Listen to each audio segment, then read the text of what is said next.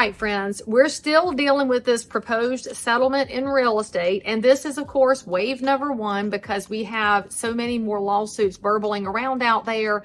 And we have a very vicious DOJ attacking organized real estate, attacking property rights, and attacking hardworking realtors. So what do we need to be focused on? I will tell you one of the concerns that I have has to do with fair housing. Now, before you turn off this video, because I know some of y'all think, I don't want to talk about this, you need to be wildly aware of what's going on, because fair housing is more than just a bunch of check boxes for protected classes. It's about making sure that anybody who is a citizen of this country has an opportunity at the American dream when it comes to housing. Now, why does that matter? Think about this, y'all. Real estate is the 5th biggest piece of GDP. That's a lot of the American economy. And it's where most people have their home savings, their life savings. Their only chance at a reasonable retirement lies in their primary residence. We have the data. It goes back for years and years that an adult who gets through life as a renter will accumulate on average $6,000 in savings. That's $6,000, because yes, Americans don't save very well. We're very materialistic, and we've got a lot of budget leaks in the form of iPhones and fingernails and things that we maybe should pull back on. But hey, we just enjoy things, and there's nothing wrong with enjoying life. However, when you hit the age where you can't work anymore, most people would like to be able to enjoy and relax and look back on a fruitful working life. Now, that same person at the age of retirement, if they own a home, their number is closer to $300,000. Now, that number is fluctuating right now when you look at the data points, simply because equity has gone up so much since the COVID era started. Now, look at that. It's a pretty stark difference. 6,000 versus 300,000.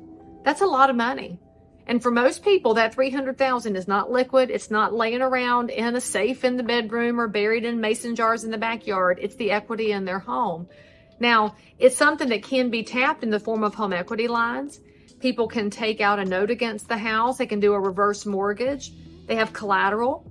Most importantly, though, when you own that home, after that 30-year note is paid off, and a lot of people love celebrating, talk about some happy moments as a realtor when somebody pays off their note, they now just have to worry about taxes and insurance, which is a topic for another day. But the renter over here is continually experiencing rental increases. They don't get out of the house payment. They don't get out of the rent payment. It doesn't just go away over 30 years. They're continually paying somebody else's mortgage. So when you look at that, you realize what a big deal the primary residence is. Let's start there. The primary residence is, for most people, their savings.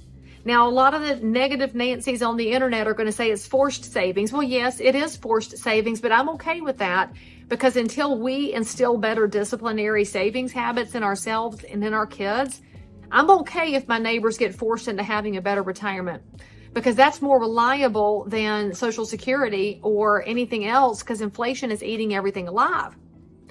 Okay, now when you think about how important this is, those numbers, they're agnostic of any of the protected classes. They're agnostic of skin color, who you're sleeping with, what language you speak, where you came from.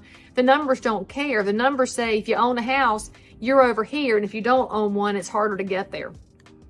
So why am I concerned about the challenges that we're facing under these settlements? Understand this, friends. In fair housing, every realtor represents somebody, whether it's buyer or seller, and typically realtors represent somebody within their close quarters, their community, somebody from church or from the hair salon, the grocery store, the PTA. They might go for a run with them, volunteer with them over here. We just know people, family, friends, cousins. That's your little circle of people. You're serving your little circle of people.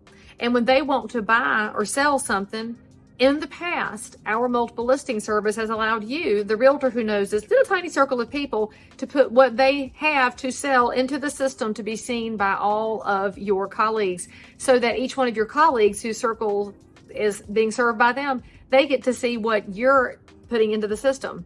It is the broadest array of outreach for that listing. And when it comes to buying, this agent serving your little circle of people, you get to take their needs and go shop in the broadest possible pool.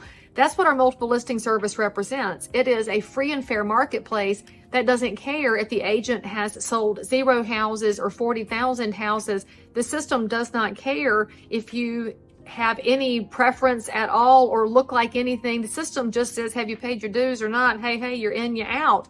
And then you have access to everything. The other beauty of that is that as the agent, when you're able to shop on behalf of your buyers, you were guaranteed cooperative compensation. Now, those numbers were all over the place. They weren't all the same number. They weren't all something that you were comfortable with, because your buyers may pay you something different. But there was something out there that was offered to every agent, regardless of who that agent is. It was very fair. Actually prohibited boycotts, actually stopped discrimination amongst agents, because you couldn't say, well, this one agent, I don't like her, she cannot get paid on my listing. No, if you offer it to one, you offered it to all. That's very fair. So my concern comes in because as compensation goes away from our multiple listing service, and that's happening in all of our systems around the country by the middle of August, that means if your seller's offering compensation, you're offering it. It's right here. It's hidden in your little hand.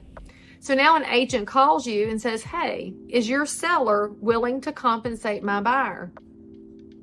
You're like, well, I don't like her. Tell them no. No, we ain't paying you nothing. And then you get another phone call from somebody over here and say, oh, I like him. We'll give him the whole compensation. The agent on the listing side and the seller are going to be able to evaluate based on who's calling in, whether or not they say yes. Now, I'm not saying that's right. I'm saying that's possible, because there will be a complete lack of transparency. Now, how will we ever prove this? I don't know that we'll be able to prove it unless you get a string of text threads and phone calls that you can subpoena out of somebody's hands, but that's sure a bad lack of privacy, and you probably don't have a warrant for that. But just think about this, y'all. It's entirely possible that you could have a vindictive agent out there that refuses to call anybody back except for this one friend over here, or maybe this brand over there. That's what concerns me about fair housing, because what that means is this agent who serves this little circle of people, suddenly this agent and the people she serves don't have the same access. That's not fair and equal. That is probably going to hurt the consumer, especially when we're thinking about the most competitive marketplaces. Now, every market's not the same. Some are moved into a buyer's agent stasis like Austin, Texas, and some have continued to stay hot like Raleigh, North Carolina. So you see different market conditions everywhere, and we have different agents everywhere. We're going to see different results everywhere. I'm really concerned about what that means. So what my challenge is to you, if you're the person who's now feeling your blood pressure rise a little bit, first of all, make sure that you are the best possible example in your realtor marketplace, that you communicate as much as you can with your sellers. Let them know what's changing, and then lay down some guidelines. Let them know that, hey, seller friend, if we're going to offer compensation to one, we should offer it to anyone who reaches out, because we do not want to discriminate, and it's just not good for the public.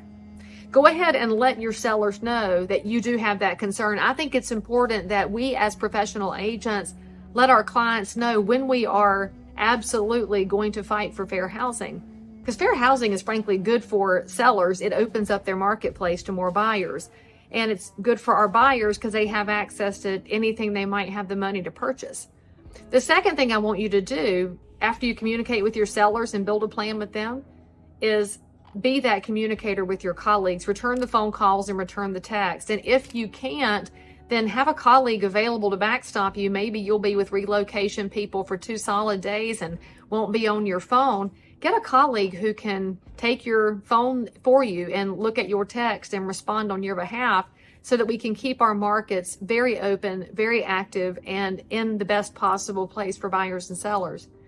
To me, that's what it means to serve every neighbor in every zip code, that we don't allow the external actions of government agencies or lawyers and judges to upend what we've done that's very good, which is create more and more opportunities for our buyers and sellers to live where they want to live and sell what they want to sell in an effort to pursue the American dream. Now, you should also know there's a third thing you need to do. You need to let your elected officials know that we, the realtors, did not create the possible coming problems that they're going to see. I, for one, would love to know that the Office of Housing and Urban Development, HUD, I would like more consumers and more realtors to reach out to them and say, we don't like that the DOJ has gotten involved in our very fair and free marketplace, and we do not want to see any problems occur. Maybe we should just be louder as a voting group and as a bunch of small micro businesses and let the government agencies know that we're not going to be pushed around because we don't want to lose opportunities for our buyers and sellers. Because let's just be honest, this is not about money for us. For us, it's about service. And I know this because I talk to realtors all over the country. I know how hard you work, and I know how much you love the people you serve. I know that the ones that require the most work and the most hand holding are typically the lowest price points you serve, and you wouldn't trade a minute because you know how valuable it is for them. I don't believe that our government sees the clients that we serve in the same light that we do. They are doing a whole lot of condescending talk here about wanting to do good things for those people instead of realizing that realtors have served every neighbor with honor for years. Now, the other thing I want you to remember is this. I learned this on day one when I got into the business, and I'm pretty sure if you're following me, you know a lot about my path in real estate. My dad never believed in discriminating based on price point. My dad taught me that if somebody felt the urge to call me or reached out to me through my website or anything else, that I should realize what an honor it is to get that phone call, that email. And we didn't have text at the time, you know, but now I'm honored to get a text because the consumer could have called anybody. I'm going to challenge you not to look down on the people who are in the lowest possible price points that are going to have a hard time figuring out how to compensate you as a buyer's agent. You just need to go out and fight for them, find ways for them to compensate you that are fair to you and fair to them. And that most of all, don't leave them frustrated to the point where they no longer pursue the American dream.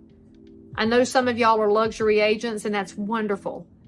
But being a luxury agent shouldn't mean that you withhold the knowledge and skill that you have from those that are in a lower price point, first-time buyers, people with a little bit of a challenge ahead of them. I'm going to challenge you to dig in and help those people even more, because the last thing I want to see is the next generation winding up as a generation of renters when it's we, the realtors, who've always bridged that gap. So keep bridging that gap and keep your eye on the goal. And you know what that goal is? It's not your pocketbook or mine.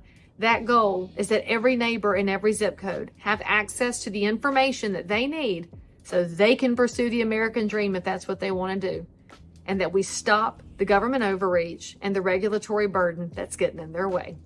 We can do this and we can fix it, but we can't do it by ourselves. That's you, that's me, that's our consumer public, and we'll make sure real estate is protected.